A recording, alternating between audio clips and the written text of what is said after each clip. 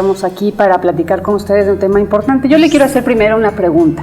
Si yo le entrego a usted un trocito de arcilla, de masa, de plastilina, y le digo que haga una figura, usted va a querer hacer algo muy bonito, algo muy práctico, algo útil. Pues imagínense esto comparado con lo que recibimos cuando tenemos un niño enfrente, un bebé. Un bebé no sabe ni del bien ni del mal, un niño va creciendo y nosotros somos los responsables de inculcarle todo esto. Nosotros somos los artífices de esa gran obra de arte que vamos a hacer de un ser humano o no. Y finalmente en esto está implícito el asunto de los valores, que es justamente el tema de la entrevista de hoy. Y me da muchísimo gusto saludar a Luis Lash, es el especialista en educación y con él vamos a hablar justamente de los valores el día de hoy. Luis, qué gusto. Mucho gusto, Marta. Muchas gracias por recibirnos aquí. Tú recibes un alma pura, así nace un niño. Y nosotros vamos formando bien o mal a un ser humano. Y el asunto de los valores creo que es fundamental y es lo básico para formar un ser humano justo, un ser humano feliz, un ser humano participativo, en fin. ¿Tú qué opinas? Nosotros formamos a partir de cómo fuimos formados.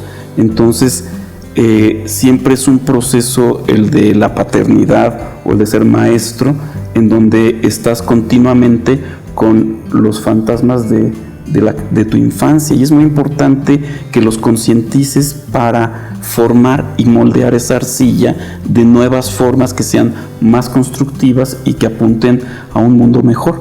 Claro, y si te parece revisamos un poco al principio de la definición. ¿Qué son los valores, Luis?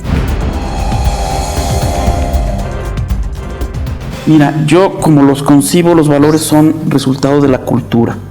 La cultura es la que va determinando en momentos particulares de la historia los valores. Ustedes pueden ver que hay valores que son inmutables, que no cambian en el tiempo, como el hecho del respeto a la vida de las personas. Eso en todas las sociedades, en todas las culturas, hay un consenso. Pero hay otros valores que cambian con el tiempo. Yo recientemente vi una serie de televisión estadounidense ubicada en los años 60 y en donde se ve una familia que llega a un picnic al campo, ponen el mantel y al final, cuando terminan de comer, levantan el mantel, lo sacuden y dejan toda la basura en ese lugar. En ese momento, en los años 60, incluso en un país desarrollado como Estados Unidos, eso no se veía mal, se veía simpático. Nadie lo cuestionaba. No teníamos conciencia ecológica, no teníamos ese valor de cuidar nuestro planeta. Y eso ha cambiado. Entonces ahora nos enfrentamos a un mundo en donde tenemos escuelas que operan muchas veces con prácticas del siglo XIX, padres del siglo XX e hijos del siglo XXI. Y eso hace que los valores tengamos que revisarlos todo el tiempo. Claro, pero creo yo, y que es fundamental entender que hay valores, como tú decías, inmutables, y son valores, digamos, básicos, que todos debemos de tener para funcionar como una sociedad armónica. Así es. No sé, por ejemplo, me referiría yo a el respeto, la honestidad, la amistad, la solidaridad. Creo que son cosas que tenemos que tener en conciencia como puntos básicos de formación para un niño. Obviamente ejercerlas nosotros, porque somos los ejemplos. Totalmente, y yo creo que algo muy importante añadido a lo que dices es actuar con el ejemplo. Nosotros no podemos pedir a un hijo que sea honesto si nosotros no actuamos con el ejemplo. Si suena el teléfono y dices no estoy. No mientas, y de repente... Sí, y tú actúas en sentido contrario. Y el valor de la congruencia es uno de los valores más difíciles de alcanzar. Y yo pienso que es algo que es una obra de arte, que lo vamos haciendo en el tiempo. Tienes que revisarte para decir, esto lo estoy haciendo mal. Y eso es un ejercicio diario frente al espejo, en donde yo me vea y yo diga, ¿qué estoy haciendo mal? ¿Qué estoy impactando en mi hijo? Y no lo estoy diciendo en tercera persona, me lo aplico yo mismo. De pronto, yo en las mañanas digo, esto no debí de haberle hecho. Y frente a mis hijos dije algo mal en frente de mi esposa. Así es. Yo creo que también podríamos mencionarle a quien nos está viendo, ¿qué pasa en una sociedad sin valores? ¿A qué nos estamos condenando? En alguna parte leí un artículo sobre niños que dicen que de grandes quieren ser sicarios. Y entonces dices, ¿por qué quieres ser sicario en narcotráfico? Porque voy a vivir poco tiempo, pero voy a vivir muy bien, a cuerpo de rey. Y ese chamaco ya no tiene idea de lo que es el derecho a la vida. no hay conciencia en ello y es dramático. O sea, es algo que tenemos que juntos cultivar, es lo que se le llama el tejido social. Entonces el tejido social es algo que todos bordamos o podemos desgarrar. Entonces, si nosotros desgarramos el tejido social, nuestra sociedad está condenada a desaparecer. Esa es mi opinión. Claro, estamos hablando de lo que puede pasar con una sociedad que no fomenta los valores. Estamos viviendo en la actualidad una especie de convulsión, de crisis, y no solamente en México, me parece que es un asunto mundial, y me parece que todo esto tiene que ver justo con el asunto de los valores. Y una pregunta y un asunto que se pone sobre la mesa constantemente es si los valores caducaron. Tú como especialista en la materia, ¿qué piensas de esta frase? Los valores no están de moda, a veces te dicen los niños, los jóvenes. Ciertamente los valores van cambiando. Por ejemplo, el respeto a la diversidad es algo muy diferente hoy en día que lo que era hace 30, 40 años. Claro. Entonces, nosotros podemos encontrar gente que empieza a decidir manifestar su cariño, su amor en muchas formas diferentes.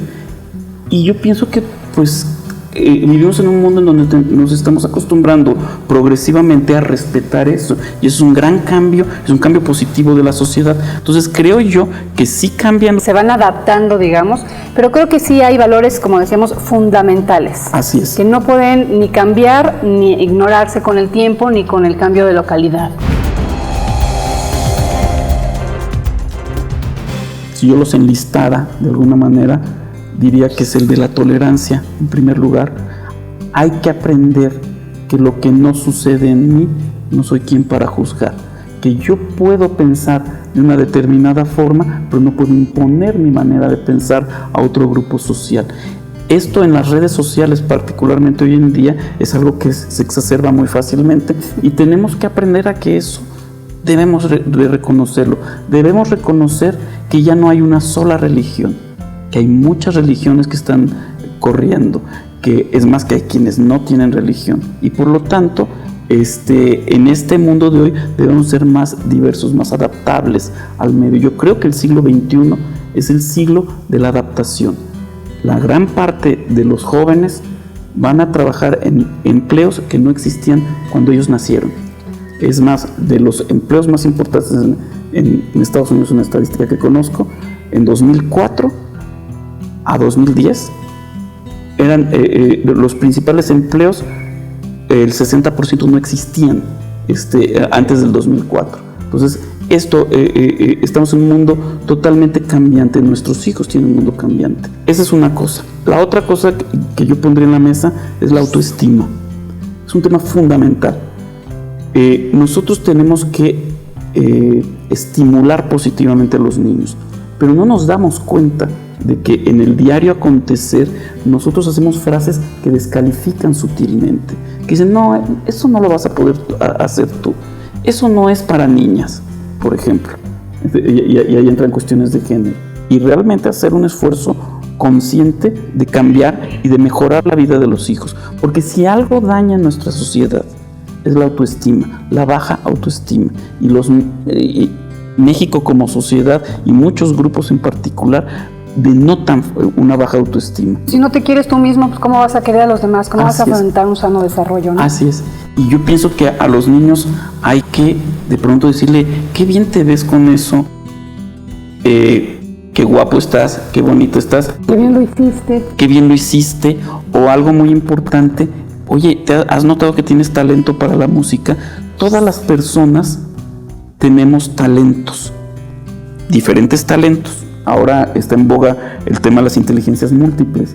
Entonces, por lo tanto, en algunas cosas somos más talentosos que en otras. Entonces, yo creo que es muy importante estimular positivamente. Y si bien podemos descubrir que tuvimos una mala autoestima o buena, o la autoestima que tengamos, nosotros podemos heredar, en cualquier caso, buena autoestima a nuestros hijos, porque romper ese círculo quizás.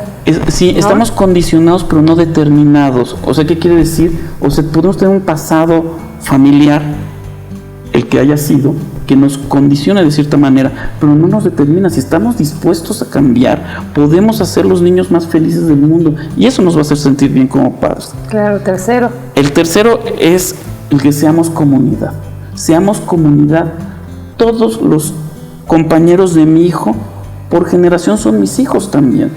Entonces, si a un niño no le va bien en la escuela, si un niño tiene conductas del tipo que sea, tenemos como comunidad tratar de resolverlo. Tratar de ser un poco menos egoístas y egocéntricos, ¿no? Claro, porque entonces yo busco el bienestar de mi hijo, pero es tan egocéntrico que al solo buscar el bienestar de mi hijo, no estoy beneficiando al medio. Entonces el medio sigue empobrecido.